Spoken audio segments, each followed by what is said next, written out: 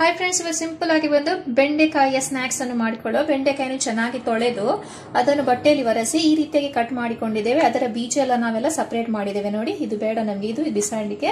ಈ ರೀತಿಯಾಗಿ ಒಂದು ಬೆಂಡೆಯನ್ನು 4 ಭಾಗ ಕಟ್ ಮಾಡಿಕೊಳ್ಳಿ. ಫ್ರೈ ಮಾಡ್ಲಿಕ್ಕೆ ಏನೆಲ್ಲ ಸಾಮಗ್ರಿ ಬೇಕಂತ ಹೇಳಿದ್ರೆ, ಕಡಲೆ ಹಿಟ್ಟು, ಕಾರ್ನ್ಫ್ಲವರ್ ಹಿಟ್ಟು, ಅಕ್ಕಿ ಹಿಟ್ಟು, ಇದು ನಮ್ದು ಕೊತ್ತಂಬರಿ ಹುಡಿ ಹಾಗೂ ಜೀರಾ ಪೌಡರ್, ಚಾಟ್ ಮಸಾಲಾ ಪೌಡರ್ ಸ್ವಲ್ಪ ತಗೊಂಡಿದ್ದೇವೆ, ಚಿಲ್ಲಿ ಪೌಡರ್ ಇದೆ, ಓಕೆ, ಮತ್ತು ರುಚಿಗೆ ತಕ್ಕಷ್ಟು ಉಪ್ಪು. ಈಗ ಎಲ್ಲ ಮಸಾಲ ಹಾಕಿ ಮಿಕ್ಸ್ ಮಾಡಿಕೊಳ್ಳುವ. ಆ ಟೈಮಲ್ಲಿ ನಾವಿಲ್ಲಿ ಎಣ್ಣೆ ಇಟ್ಟಿದ್ದೇವೆ, ಎಣ್ಣೆ ಬಿಸಿ ಆಗ್ತಾ ಇದೆ. ಎಲ್ಲ ಮಸಾಲಾ ಪೌಡರ್ ಅನ್ನು ನಾವು ಅಕ್ಕಿ ಹಿಟ್ಟು, ಕಾರ್ನ್ಫ್ಲವರ್ ಎಲ್ಲ ಹಾಕಿ ಮಿಕ್ಸ್ ಮಾಡಿಕೊಳ್ಳುವ.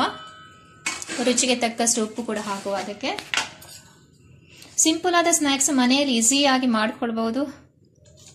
ಬೆಂಡೆಕಾಯಿ ಅಂತ ಎಲ್ಲರ ಮನೆಯಲ್ಲೇ ಇರುತ್ತೆ. ಸ್ವಲ್ಪ ಅರಿಶಿನ ಪೌಡರ್ ಕೂಡ ಹಾಕ್ತಾ ಇದ್ದೇವೆ ಇದಕ್ಕೆ.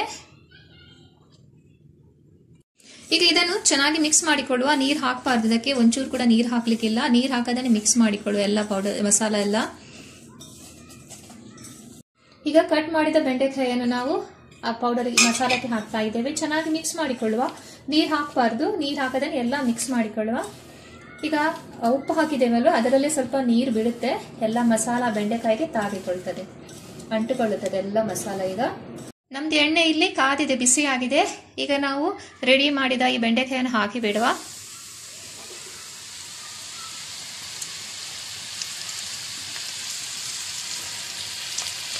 ಓಕೆ, ಇದು ಎಣ್ಣೆಯಲ್ಲಿ ಚೆನ್ನಾಗಿ ಫ್ರೈ ಆಗಬೇಕು.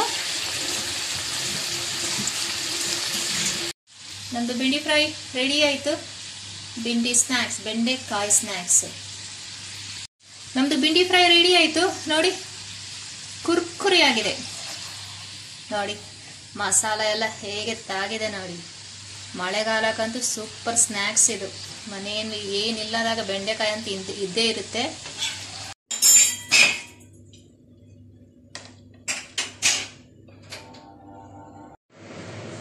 ಸೂಪರ್ ಆದ ಬೆಂಡೆಕಾಯಿ ಫ್ರೈ ರೆಡಿ ಆಯಿತು. ನೋಡಿ ಎಷ್ಟು ಕುರ್ಕುರಿಯಾಗಿದೆ. ಇದು ತುಂಬ ಚೆನ್ನಾಗಿದೆ. ಸೂಪರ್ ಆದ ಬೆಂಡೆಕಾಯಿ ಫ್ರೈ ರೆಡಿ ಆಯಿತು.